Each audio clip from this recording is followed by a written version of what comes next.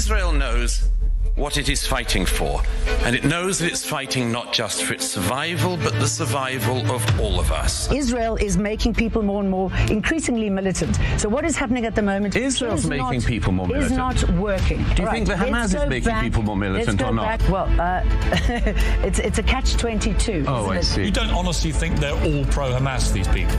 I think that anyone who, for instance, chants things like from the river to the sea is, in fact, criminally ignorant.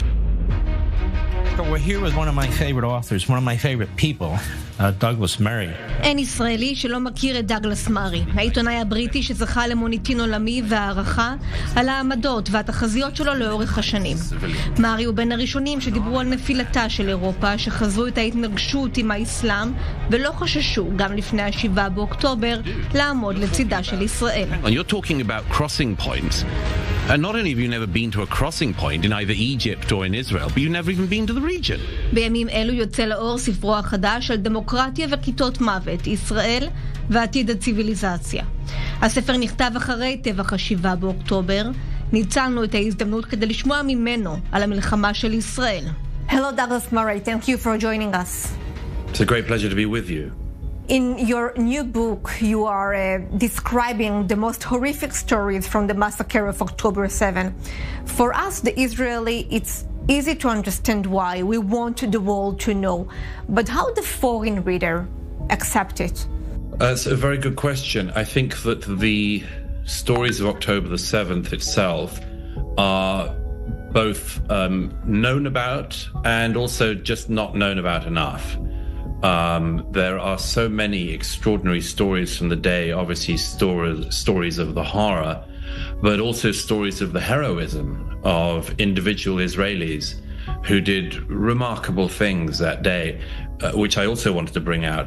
I think that the wider world is pretty ignorant, actually, of the details of the day. And it's something I mention in the book, a sort of extraordinary thing that I started to become aware of almost immediately after the news of the massacre began, which was that much of the world was going to move straight on from what had happened onto the story of what Israel's response would be. And I mention in the book that by the 8th of October, international media like the BBC were saying, what will Israel's revenge be, essentially? In the book, you also mention or you describe how the Israelis which were victims on that day, very fast became the abuser in the eyes of the world. Yes, it seems to be, for reasons I go into in the book, it seems to be the case that the Israeli people, perhaps unique of all publics in the world, after being the victims of terrorism, turn into being victimized a second time. First of all, by being the victims of the jihadists of Hamas, and then of the world blaming them. Why is a question I go into a lot, is why is it that Israelis, even ones who are direct victims of terror, need to be treated by much of the world, not all of it, but by much of the world, as if they, the victims, are the perpetrators or the would-be perpetrators. This is particularly strange because we've lived through an era in the West where we talk about victim blaming as being one of the worst things you can do. And yet in the case of Israelis, the victims of this, they're repeatedly victim blamed. So what is different when it comes to Israelis? I think that there is a belief that the Israelis have done something uniquely wrong that makes them uniquely unsympathetic or unsuitable for an expression of basic human empathy. And obviously some of the people who push that are radicals, jihadists, Islamists, and much more. But I think that the wider explanation is the number of people in the wider West, in America and Britain and elsewhere, who really have been taught in American college campuses that Israel is a colonial power, that it is a white supremacist country, that it is genociding. Don't forget all the claims of genocide that we've heard in recent weeks. People were claiming there was a genocide in Gaza. before October the 7th. Of course. But all of these claims have been made, and they have been absorbed and believed by large numbers of people in the wider West. Is it Israel or is it Jews and the Jewish state? Well, it's the same thing, isn't it?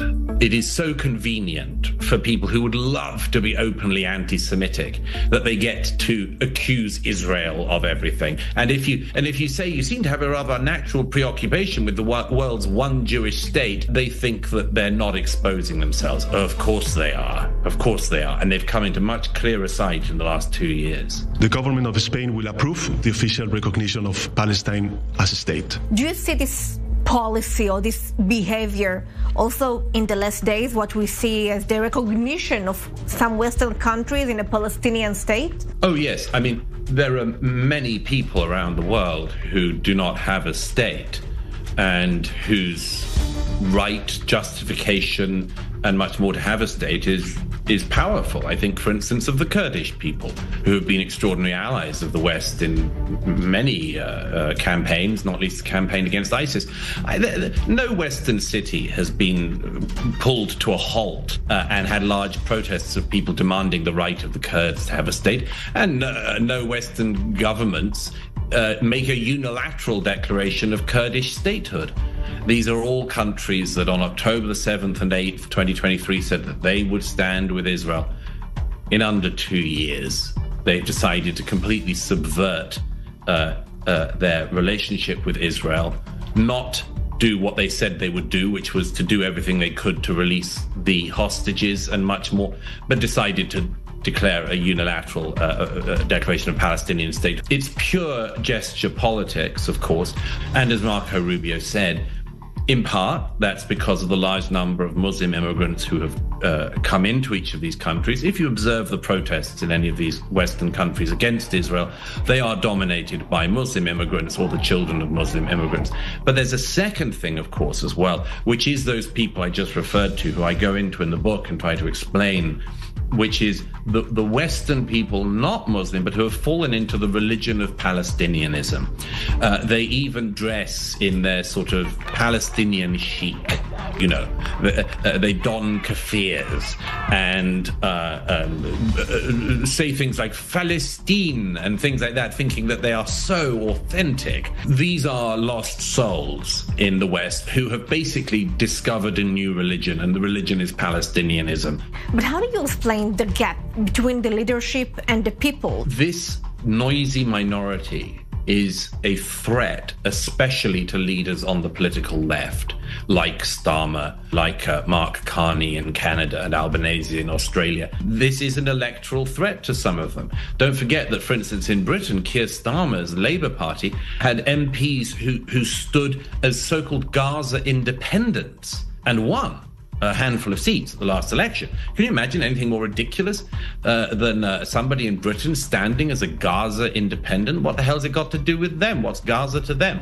Well, this is communitarian politicking. This is a big threat. This is not a threat, I think, to Israel. It's a threat to the countries that behave in that way because, of course, among other things, gives out the very strong message that you're easy to manipulate and easy to intimidate. And there will be consequences in each of these Western countries for that lesson down the road. החודש התקיימה הפגנה חסרת תקדים בבריטניה במחאה על ההגירה והאיסלאם הקיצוני. מעניין לשאול את מארי, האם זו תחילתה של התפכחות, ומה הסיכוי של אירופה להתגבר על המצב ולהביא רגיעה?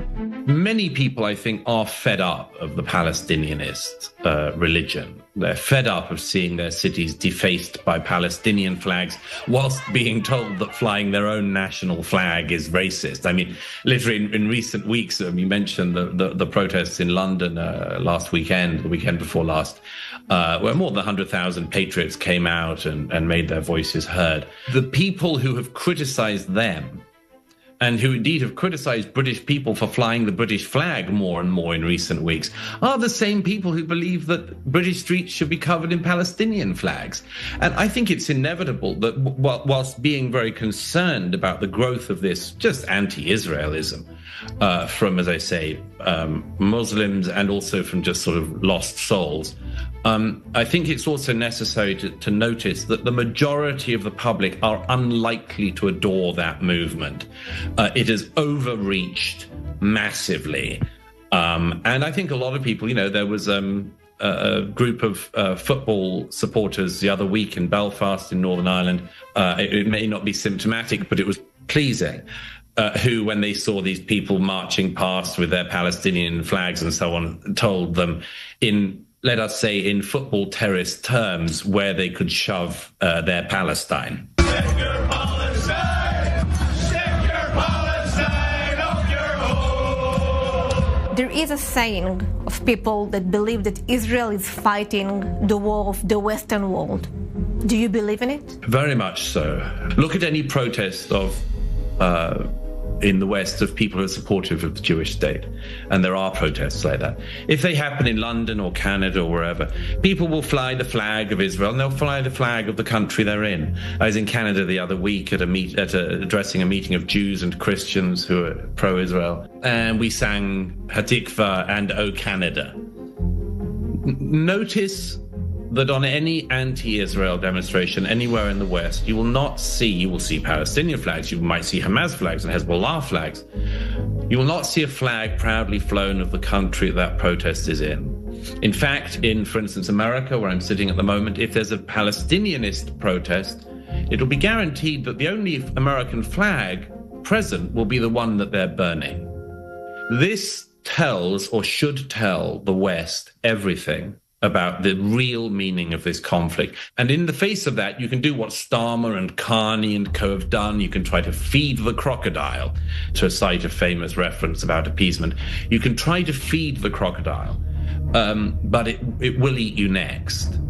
And that's why I hope that more and more people, as I say in this book, realize that the existential threat that faces Israel is also down the road, and not far down the road, an existential threat that threatens all other Western democracies. I would like to see those democracies wake up to that threat. Can you show me an example of Jews living peacefully under Islamic rule?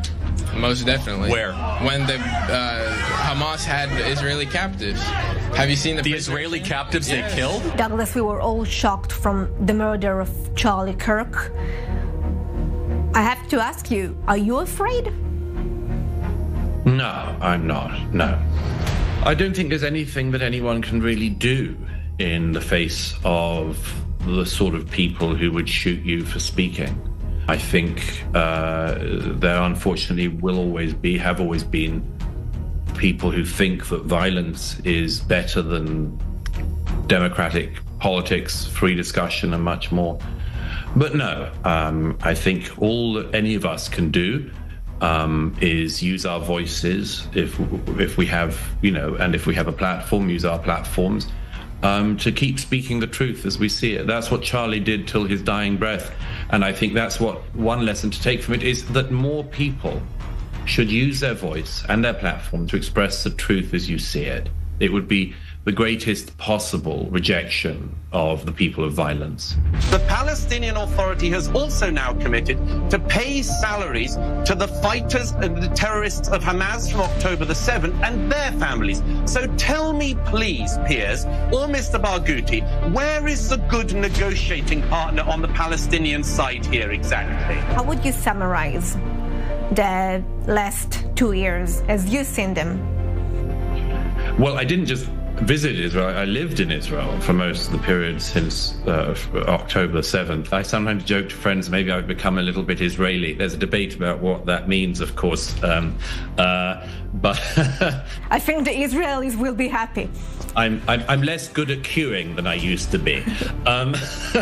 But the resilience of Israelis and the bravery of so many Israelis is something that I've been in awe of. I also mean in a moral sense. I refer to the Hamas and so on as death cults because they are, and I've tried to popularize the use of that term to describe them. But I was deeply moved the other week when the Iran strikes were happening, and the Iranian government was sending ballistic missiles into Israel, and so many Israelis, they followed government regulations, obviously went to the shelters. Very important they did, but they were not fearful. it's not the same thing as not being worried, not being concerned. But I was particularly moved by a video that a friend sent me from a bomb shelter that she was in Tel Aviv. And there were all of these young people, and there was a group of girls, and they were dancing and singing. And I said to her, you know, the world's biggest death cult has just met the world's greatest life cult.